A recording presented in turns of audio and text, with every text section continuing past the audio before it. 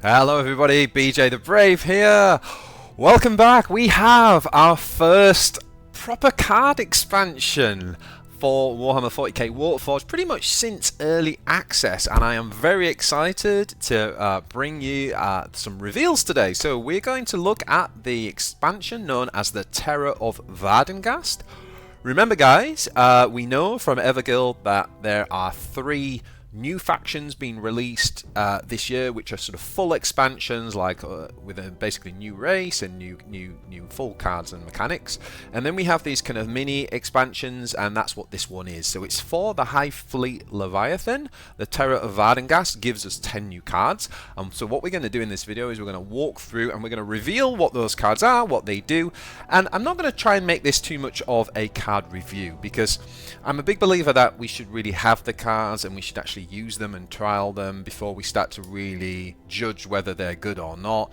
That said, you know, I'm excited and we're all human and we're going to have first impressions, and I'll probably share some of that, of course. You know, I'm going to give you like my first impressions, but you know, I do think that I want to hold off from sort of like trying to grade and rank them. Like, this is more of a fun video where we just kind of reveal and we kind of go from there. So let's dive on in.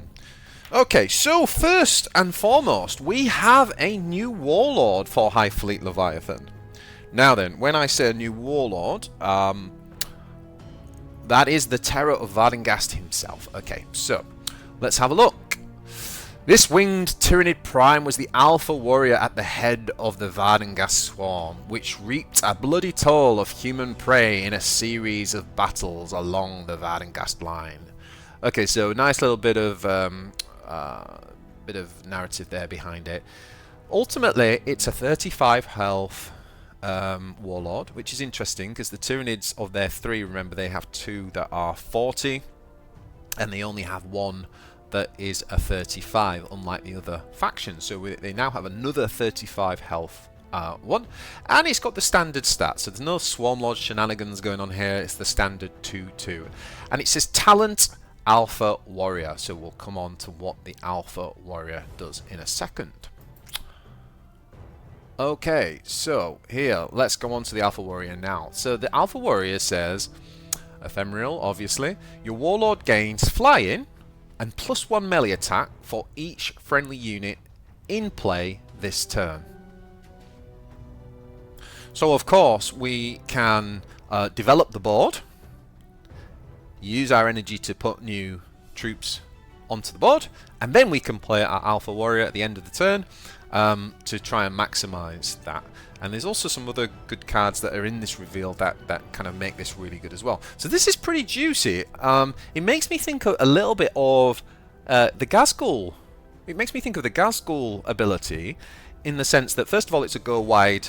Clearly this is screaming to us that you know, the Terror is a go wide kind of warlord, which is great, because I do feel that that's something that's a little bit underserved for Tyranids right now. And where Ghazghkull obviously needs a wide board and then gives them +1 and buffs them, this guy is buffing himself for everyone that's gone wide. So I kind of like that. What we know about Ghazghkull though is that that can be a little bit situational, right? It's not necessarily, what I mean by that, it's not necessarily a card that we play every single turn and can easily get value, like for example Galen's talent. So this one says to me that this is quite situational, but I think it's quite powerful actually. Quite powerful ability, because when you deploy units on the board you can't attack the same turn. So that's like Ghazghkull's thing, is like you've obviously got to hold a line of troops and then you play to get the benefit. Whereas what we can do here is we can develop a really wide board and we don't need to wait till next turn to attack. We can play Alpha Warrior and our Warlord gets that buff and can immediately attack and make use of it. So I think that's really pretty powerful actually. It's a very powerful but situational talent. So really interesting, and really interesting to see go wide strategy. So let's go on to the next one. So we've got Feeding Frenzy. So again, this is ephemeral. Deal 2 damage to a damaged enemy. If the target dies, give +1 health to all units. 1 cost. I think this is really good. I think this is really good, guys. So, if you think about this, it's like point blank shot a little bit, isn't it, from the Marines? In that we have to, it does 2 damage for 1, which is cheaper than point blank. It's really good. But it also has that if it kills an enemy, it does something, and buffs all our units. And again, if we've gone for a go wide strategy, this could be insane, the value. Absolutely insane. I'm also thinking about another card that this... so Feeding Frenzy actually has synergy with another card, which we'll come on to. I think this is a superb card, and is definitely going to use, but again, it's an ethereal, so how do we actually get the Feeding Frenzy? Let's see. Well, we'll come on to it. So the next card that we're revealing is Bestial Rage. So overcome with biochemical adrenaline and predatory aggression, warrior organisms seek constantly to hurl themselves upon the nearest possible prey and tear them into pieces. Double the melee attack of a friendly troop. Well, first of all, 8 energy. So, obviously, this is designed to be a finisher. Now, what we don't know is we don't know what the end of season balance patch is going to look like. And for all we know, the Ravenous Hunger could get definitely could get changed. And if it does, then I see this being more prominent. Couple of things to say about it. It doubles the melee attack of a friendly troop, full stop, period. It's not this turn or for 1 turn. It just doubles it, and then that's it.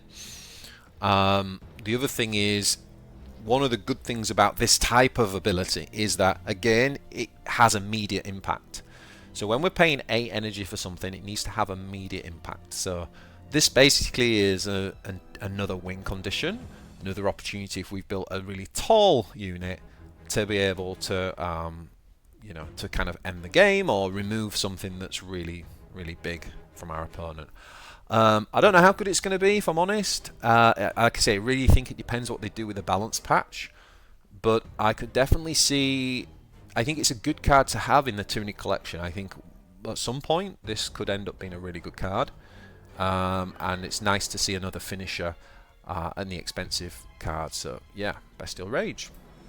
Okay, the Tyranid Invasion. First of all, I just want to say a shout out to the artwork on this. I absolutely love the artwork on this card. How can you not, right? When the Hive fleet invades, the skies darken with the descending shapes of hundreds of thousands of Tyrannocytes containing brood upon brood of Tyranids. I tell you what there, boys, my Yorkshire accent really struggled to say Tyrannocyte, but I think we pulled it off. Not once, but twice. Now, what does it do? For 6 energy, we can deploy 4 random 2-cost Leviathan troops. And again, this isn't troops that are in your deck. This is from the Leviathan collection. Really interesting. I really like this. This is a key card for this kind of go-wide synergy. And if you think about the synergy here with your hero power, you know, turn 6, we're getting later on into the game, being able to play this, and then play your warlord talent, sorry, to get the, what would that be then? So it would be plus 4, would it be? Let's have a look. So Alpha Warrior says +1 melee attack for each friendly unit in play.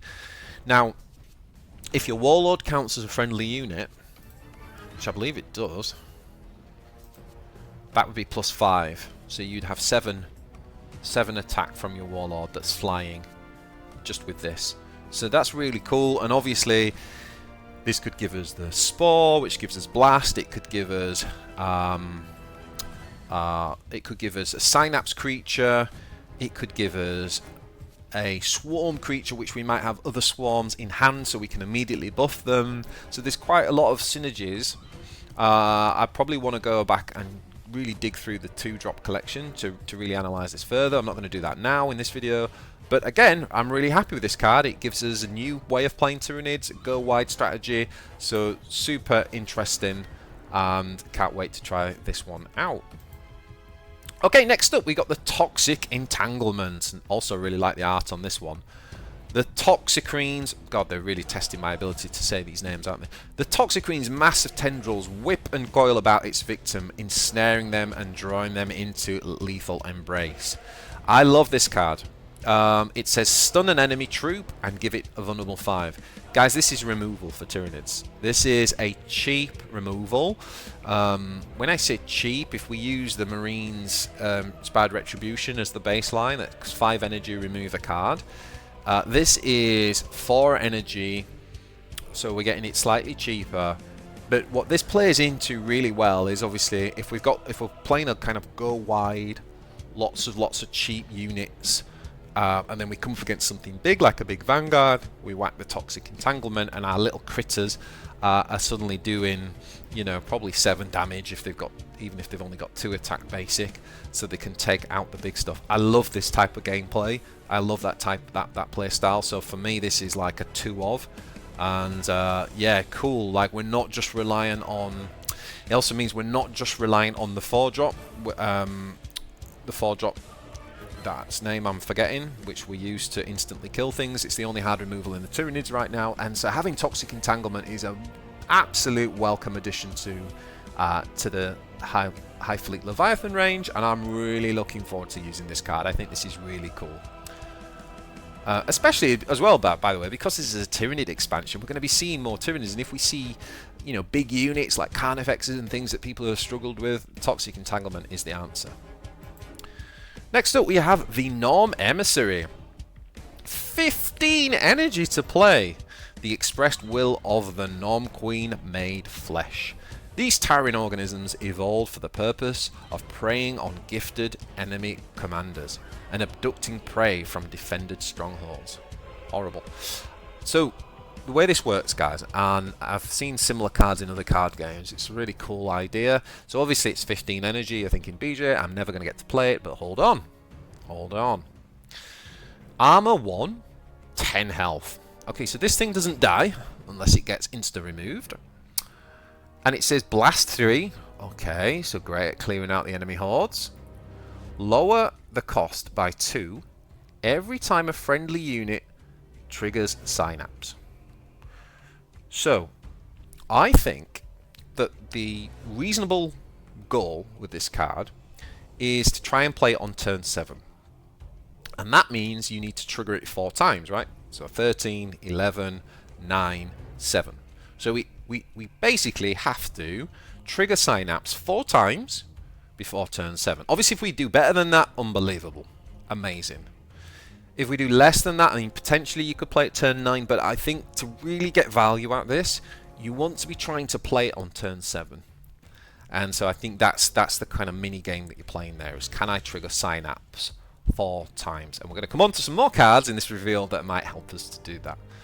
But obviously, this is a beast. It doesn't do anything on the turn it lands. Although, again, if it was turn 8, you know, you could drop this and then play stealth, for example, on it for 1 energy. So there's some cool synergy there. Or you could use flank, so on turn 8, so it could come down turn 7 and then you could flank it. So yeah, but obviously once it does come down, it's an absolute beast. And if you're playing against a faction that doesn't have hard removal, hello Eldar, this is going to be a real problem and a real game winner. But I do think it's probably a fun and flavourable card. I don't know if it'll make the kind of hard meta, but hey, it's a really fun one. I can't wait to try it out. Alright, next up we got the Neuro Tyrant. It's 6 energy. It says the Neuro Tyrant's giant brain focuses the mental powers of the Hive, relaying the synapse network to the Horde and orchestrating Tyranids to victory. So this is a flying creature with 8 health. So first of all, that's nothing to be sniffed at, right? Most units are going to have to attack its ranged attack, of which it has 6. So decent stats, very decent stats in that regard. Obviously, enemy flyers that have high melee attack, like the Veteran Stormboy, could be a real problem for it, but there aren't too many of those in the game. So, it's a flying, it's got synapse, which is great, and it says whenever you play a non-ephemeral stratagem, create an ephemeral copy of it in your hand. So, this allows us to essentially echo our spells, our stratagems. So, I'm trying to think off the top of my head. Just imagine something like the Enhanced Organism, which costs 2 energy and gives 3 heal. because the Neuro is synapse, you can stick this next to your warlord and another unit, and then drop that on turn 6 or turn 7 with stealth, for example, and then the next turn you can just do enhance organism 4 times, healing 12 health. And it's not just heal, that's giving 12 health to your warlord, to the Neuro tyrant himself, putting him up to 20 health, and the thing next to it. Now obviously there's a lot of setup, your opponent's not necessarily going to want to just sit around and let you do that, but that's the potential of it. So this thing is one of those like potentials to just go off. This could be a really frustrating card to play against, because it could be like, if your opponent just doesn't have an answer, and you have something like that, it could be insane. I'm sure there's lots of other combos as well I haven't even really thought about yet. So it's really a case of looking through the collection and going, what are the spells you'd want to keep playing, replaying in the same turn? But again, it's an interesting mechanic. It's a different way of playing the Tyranids. There's nothing like that at the minute. So yeah, cool. Okay, let's move on. Let's see, what else have we got? We got the Psychophage, preying on its psychic life forms. The Psychophage's digestive tract is able to metabolize metaphysical matter into psychocorrosive ash, which it projects in blistering torrents.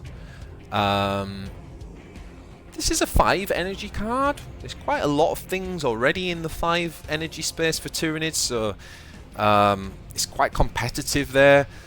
This is a unit that you drop, and it does have a rally, which is gain +1 melee and range attack for each damaged enemy. So I guess the idea here is that we should be able to always get that once, right? So that would be a 4/4, 6 health for 5. It's not bad stats, but it's, for Tyranids, it's quite average. It's not great. Obviously, if you're in a scenario where there's more than one damaged enemy, then it can start to get very, very good. But it's not doing anything other than growing stats on the turn it arrives.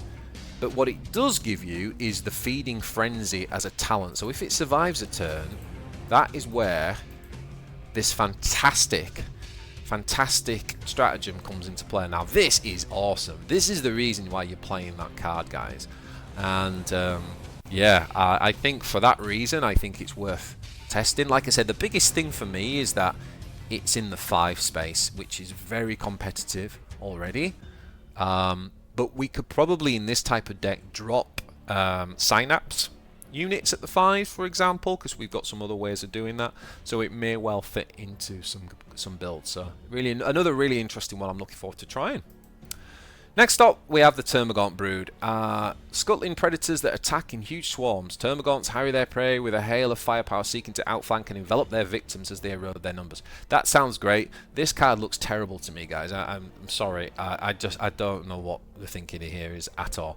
Please let me know in the comments if I'm missing. By the way, please like, if you're enjoying this so far, please like and subscribe. I always forget to mention that. But I just don't know what they're doing with this card. You know, let me know in the comments if I'm missing something. But why am I dropping for 4 energy something that only has 4 health and 2 melee, and it's not even flying? Like, why am I doing that? And then you say, oh, but it's got tied. Yeah, but it's even worse. Like, why would I spend 8 mana dropping 2 of these? I don't get it. I don't get this card, guys. It's a rare card. I don't know. I don't know what the thinking here is, but this card seems to me like it is not good. Probably the worst card of the expansion so far. So let's move on. Okay, so the Barb Gaunt. The Barb Gaunt has little mind of its own. It's bonded to a cerebral parasite that controls its weapon. That's cool. Using the Barb Gaunt as a beast of burden. So basically, it's a living machine gun, or cannon. So the thing about the Barb Gun is that it's got pretty average, pretty weird stats actually, because like the health's not great for a 3-drop. If you think about the Biovore, that comes with 4 health, but it has very good range attack, but it has terrible melee attack. So the problem I've got here is you drop this on 3, and it's just going to be quite easy to take out with melee damage. However, it has got And so the problem is there that this thing has Blast 2, which but it means you're never going to get to use it. However, it does have Tide, so we can obviously drop this. So I'm thinking that this might be better to play in the late game, and maybe trying to get 2 of them down. Or again, if you were going to sort of try and stealth it up, if it was getting the benefit of stealth from a Synapse creature, it could be good. It looks a little bit underwhelming to me, but I could be wrong. But it's like, if it gets to stick, obviously, an attack, then it can be decent, but it's going to be pretty difficult to stick. Okay, next up we have the Neuro. Now, first of all, note that this is a 2-drop, and remember the Tyranid Invasion card that we looked at earlier? The Tyranid Invasion card said deploy 4 random 2-drops. So this is a card that we have to think about in there, and I think it will be great in the invasion because it means that it gives you Synapse instantly on the board, and that is really, really cool. In terms of playing it on its own, I think it's alright. We obviously already have a similar unit to this that has that costs 2 and actually has a swarm ability and a Synapse as well. It's got better stats than this, but what this gives us is more 2-drops that have Synapse, and again with the Tyranid Invasion. I think this, I look at this very much with the Tyranid Invasion in mind. It's also another cheap, great way of just kind of like spamming the board, so later on in the game, you know, we can play 3 of these or 4 of these, and we don't necessarily have to swarm them up if we're going for a go wide strategy. And if our opponent doesn't have AoE, he's not going to be able to get rid of them all at once, so we guaranteed Synapse. So there is definitely some strategies and tactics that we can do with this. But yeah, we'll see. We'll see how this one does. And last but not least, guys, this is the Neuroid. It is I think this is the card of the expansion, quite frankly. I think this is going to get so abused. And I say that, you know, but I actually think it could be. I don't know if it's going to be positive for the game or not. I'm certainly looking forward to using it. What it essentially does is give you the opportunity to kind of get Synapse for free. One of the problems sometimes you have with Tyranids is that you can end up with a hand where you don't have any Synapse creatures, and you want to play an ability like Stealth or something, and or Heal, or you know, Swarm Lord's Talent, for example. And you just haven't got a Synapse creature. So being able to play this for 0 energy to guarantee the Synapse, that's a super, super powerful ability, guys. Like this is going to be awesome. This is going to be in like Swarm Lord meta decks for sure. This is a really, really good card, and yeah, I haven't got enough good things to say about this card. I think you're going to see 2 of them in pretty much every Tyranid deck. It's just really, really good. Yeah, superb. So that is everything in the expansion. Just to say, this is coming out on the Thursday, the 1st of February. So not long now. Literally, if you're watching this, the day it releases, it's coming out probably about 36 hours from now. We don't know an exact time, but we know it's coming out Thursday the 1st. So there's going to be multiple ways that you can get hold of the new cards, which is also fantastic. You will be able to get... again, we don't know the detail of this just yet, but you will be able to actually buy a pack that just has all new cards in. So if you don't want to mess about and you kind of want to support the devs and give them a bit of money to keep making the game, if you can afford it, I don't know what the price point is, so I don't know if it's reasonable, but that is one way you can get them. But you can also just get them by opening your booster packs, whether it's your Tyranid specific ones or your all army booster packs, and you can use your wild cards to craft them as well. The cool thing with the Neuroid, for example, which is the best one in the entire expansion, it's actually just a common card. So everyone can use the common wild cards to get the Neuroid. So people will be able to use that day one, which is really, really cool. We didn't actually talk about rarities, did we, as we went through? But obviously you will have seen them as we've gone. And yeah, so that's how you're going to be able to get the cards.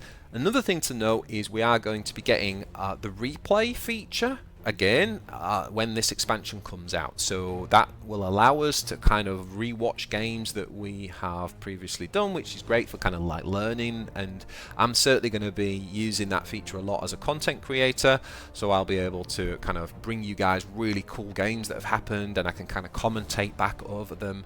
I'm really looking forward to being able to do that for sure. And what else are we getting? We're getting something else in that we're getting something else in the pack, as in that expansion as well. Here we go. Let's show you guys. Here we go. Here we go. So, yeah, here we go. The Terror of Vardenghast. There we go. So, how to collect the new cards. As we said, you can get a bundle, you can get the booster packs, you can use your wild cards, and there are some new features. So, as well as the reinforcement drop, you will get the battle replay, and we're also going to get something called achievements. Now, I don't know what this is yet, guys. This hasn't been detailed, but all we do know is that this is coming out with the expansion, so achievements. So there you have it, guys. I hope you found that really useful. Looking forward to playing with these new cards. I'm going to be featuring lots and lots of content with the new Tyranids and doing some deck building and theory crafting, etc. So please subscribe to the channel if you want to not miss out on any of that, and really appreciate all your support, and have fun with the new expansion, playing the Terror of Vardenghast. See you in the next one.